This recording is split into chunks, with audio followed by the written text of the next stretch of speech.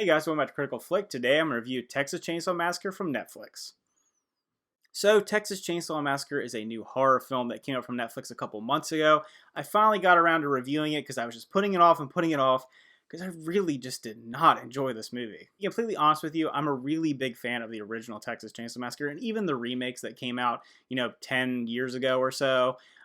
I don't know, something about that really gritty, raw, visceral, aggressive horror film really stood out in Texas Chainsaw Massacre. It's kind of what I think set that franchise aside from some of the other slashers or psychological horrors that came out during those time periods. And this movie just doesn't hit on those marks for me. In this movie, instead of it taking place, out on the ranch or the butcher factory or just that really gritty, dark, isolated feeling that you got from those movies, it takes place in a ghost town that has been, it's on its last leg. These influencers come in, they decide to buy this ghost town, and they're going to turn it into this weird Instagrammable, I don't know. It's really weird what they're trying to do. They're trying to buy this town basically for clout and turn it into something else that it's not. And the whole moral of this story in a lot of ways is that, it's against that. It's like opposing that concept. So I don't think it works excellent when it comes to those things. It does make these characters unsympathetic in a lot of ways. There's only really one character that you feel fully sympathetic towards, and that's Leela, who's played by Elsie Fisher, who is a phenomenal young actress. She was in 8th grade. Great movie. She's excellent in that movie. I don't think she's bad in this movie. I just don't think she has a lot to work with. She's obviously, like I said, the most sympathetic and relatable character, and you're rooting for her the most out of anyone. But even that, there's not a lot there. It's very surface level. And like I said, those original movies are really gritty and dark and aggressive, and there's something about them that sets them apart. This doesn't feel like that to me. A lot of the movie takes place during the day, and it's taken in this very clean, open place. It doesn't feel dark and overrun and gritty like those other movies. It just feels like kind of like an abandoned town. There's nothing really exceptional about that setting.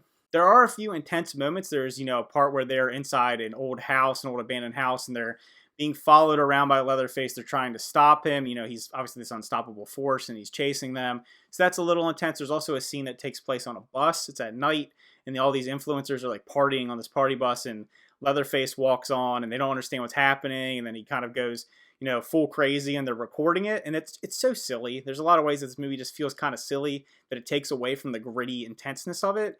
When you're seeing people, getting attacked by a chainsaw and they're just recording it, it's supposed to be like this commentary on social media, and it doesn't work for me. It just seems goofy in a lot of ways. That's not to say this movie is totally unredeemable. Like I said, if you go into it and you want this like mindless, lowest common denominator horror film that's just consumable and you can watch it and you're like, watch that, it's over, then maybe you enjoy it. If you want something with a little more commentary or something, if you want something a little more visceral or intense, this is going to probably leave you disappointed. One thing I want to touch on is the very end of the movie. So if you are really interested in seeing it and you haven't seen it, I wouldn't watch the rest of this. So I'm going to talk about the ending right now.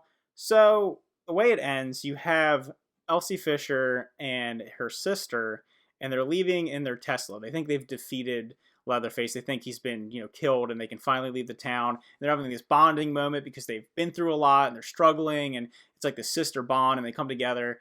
And what's funny about the Teslas, if they cover up all the icons, so it's almost distracting for me. Like, you couldn't pay for that. But anyway, aside from that, so they're leaving. They put it on autopilot. They're going out of the town, and Leatherface pulls her sister out of the car and cuts her head off, and he's, swinging his chainsaw wildly around like you saw in the original film. It's very reminiscent of the ending in the original film in a different way, but it's almost like, okay, you tried to subvert expectations, but I felt like the original, like where they were going to leave and get out together and they built this bond and realized, sisterhood is more important than, maybe chasing the social influence or social justice or whatever they're kind of trying to make this commentary about. And then it just kind of subverts expectations in a way that I don't think is satisfying. So I didn't love the ending of the movie. Like I said, I'm going to be honest, I didn't enjoy most of the movie. I did think it had some redeemable qualities, but by the end of it, it fully lost me. So this one really missed the mark for me personally. So if I were to review this movie, I would give it a 3 out of 10. Like I said, it's not the worst horror movie I've ever seen. It's not horrible. The production value is there. It obviously has money behind it. I think some of the, the kills are intense. Some of the idea of what it's trying to go for. I appreciate that it's trying to go there with something. I just think it misses the mark personally. But if you checked it out and you really do enjoy it, I would love to hear your opinion. This is one of those movies where it fully lost it for me, but maybe I would love to hear someone who did enjoy it, no one that I know personally really did like it. So I'd like to hear from, especially those of you who did like it. Don't think for a minute that I'm like, this is the worst movie ever and it's horrible, because film's obviously very subjective. So I'd love to hear those comments down below. Tell me what you liked about it. Tell me what you didn't like about it. Thanks for watching. Remember to like and subscribe, and see you guys next time.